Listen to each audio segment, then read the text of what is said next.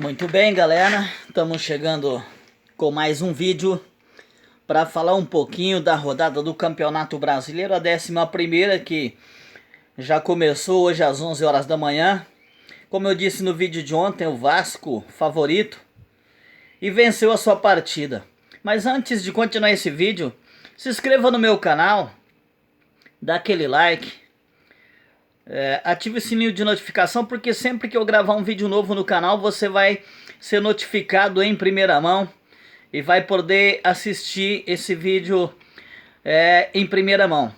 Mas voltando a falar de Campeonato Brasileiro, 11ª rodada, a 11ª rodada do Campeonato Brasileiro, que já começou com o Vasco da Gama na partida das 11 horas da manhã, venceu o Fluminense pelo placar de 2-1, o Vasco vencendo de virada esse jogo, sendo que teve um golaço de falta. Há bastante tempo a gente não via gols de falta no Campeonato Brasileiro. Tivemos nessa rodada já no primeiro jogo, no jogo das 11 horas da manhã, e no jogo em que o Vasco venceu o Fluminense por 2-1 no Clássico Carioca. Como eu dizia ontem, eu achava o Vasco ligeiramente favorito, porque o Vanderlei Luxemburgo conseguiu dar um padrão tático ao Vasco da Gama, embora um jogo muito equilibrado. O Vasco ligeiramente favorito, o Fluminense que começou o ano bem e que agora vem mal no campeonato, e o Vasco acabou vencendo a sua partida. Nesse momento, em andamento, na Fonte Nova, em Salvador, o Bahia recebendo o Cruzeiro. O jogo nesse momento 0-0.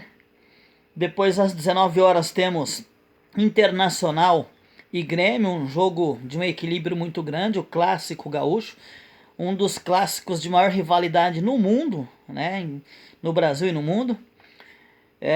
Um jogo em que eu acredito que o Internacional, se jogar com seu time titular, é favorito, mas eu não acredito muito nessa possibilidade. O Inter entra em campo já pensando na Libertadores da América no meio de semana, da mesma forma o Grêmio. Então não sei se as equipes vão entrar com a equipe titular em campo. O Palmeiras, no mesmo horário, às 19 horas desse sábado, na Arena Castelão, vai enfrentar o Ceará que recebe o Grêmio. O Ceará titular, com seus titulares absolutos, e o Palmeiras com aquele time que sempre joga o Campeonato Brasileiro. O Palmeiras que tem praticamente dois times, né? O time que joga as Copas, estava jogando a Copa do Brasil até ser eliminado no meio de semana para o Internacional nos pênaltis, e agora o foco na Libertadores da América com um time, e com o outro time o Campeonato Brasileiro. O Palmeiras, que é líder absoluto do Campeonato Brasileiro, defende o seu título, já que foi campeão no ano passado, e entra em campo daqui um pouco para tentar manter a liderança do Campeonato Brasileiro. Ainda nesse sábado, no Rei Pelé, o CSA recebe o Atlético Paranaense. O Atlético Paranaense com o time todo reserva, o Atlético Paranaense poupando jogadores para jogar a Libertadores da América no meio de semana. O Atlético Paranaense que pegou uma tamanha de uma pedreira na Libertadores da América, nada mais nada menos que o Boca Juniors, um dos maiores campeões de Libertadores da história, uma grande equipe, uma equipe muito forte, o Boca Juniors. O Atlético, que também tem um bom time, mas que hoje poupa jogadores contra o CSA, pensando na partida que tem contra o Boca Juniors no meio de semana. Um outro jogo aí já no domingo, às 11 horas da manhã, o Botafogo encara o Santos, um jogo muito difícil. O Botafogo uma equipe muito bem colocada no campeonato, se eu não me engano, sexto colocado, e o Santos defendendo a vice-liderança do campeonato. Um jogo muito difícil, mesmo o Botafogo jogando em casa. Eu acredito no ligeiro favoritismo do Santos, que vem mostrando um grande futebol, mas o empate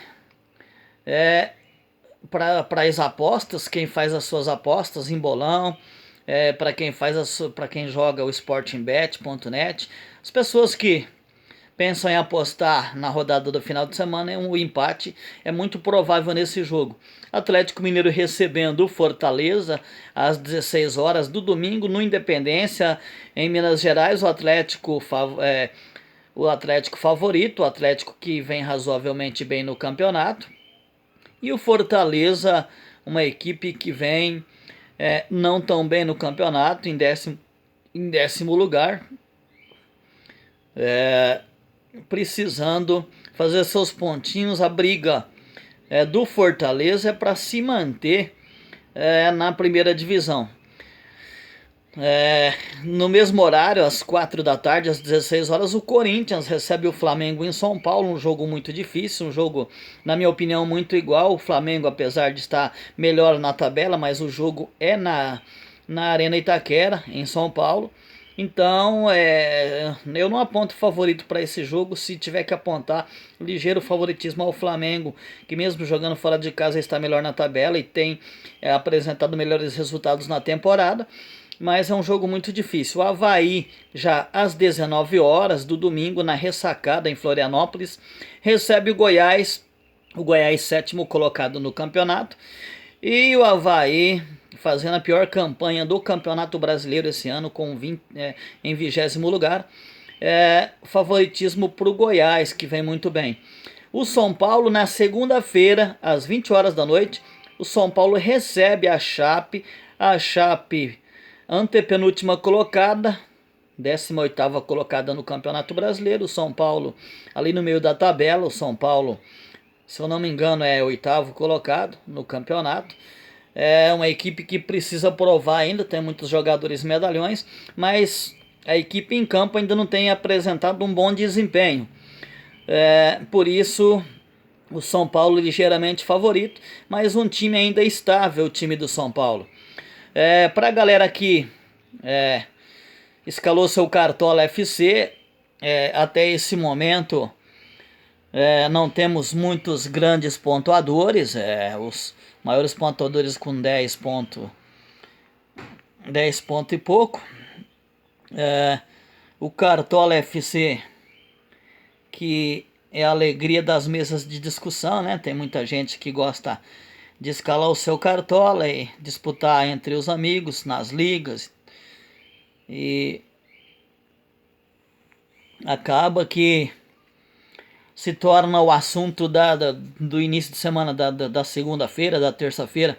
Mas para quem escala Cartola FC, até aqui estamos apenas com o segundo jogo da 11ª rodada. Até aqui o Leandro Castan é o maior pontuador com 10,60 pontos. O Pedro do Fluminense, que fez um golzinho, mas foi insuficiente para dar a vitória para o Fluminense, já que o Vasco virou por 2-1 na manhã deste sábado às 11 horas. O Pedro 10,10. O Bruno César do Vasco da Gama, que fez um golaço de falta, tem 10 pontos. Depois temos o Douglas do Bahia. Quem escalou o goleirão Douglas do Bahia já fez defesa difícil, já tem 8 pontos até aqui. Se não tomar gol e mantiver o SG, vai pontuar muito bem, podendo até ser um dos mitos da rodada. O Gilberto, lateral esquerdo do Fluminense, fez 7,70 pontos hoje pela manhã, às 11 horas da manhã. Apesar do Fluminense ter perdido, ele pontuou bem. O Everton do Cruzeiro nesse momento vai fazendo 6,20, mas tem muito jogo pela frente ainda.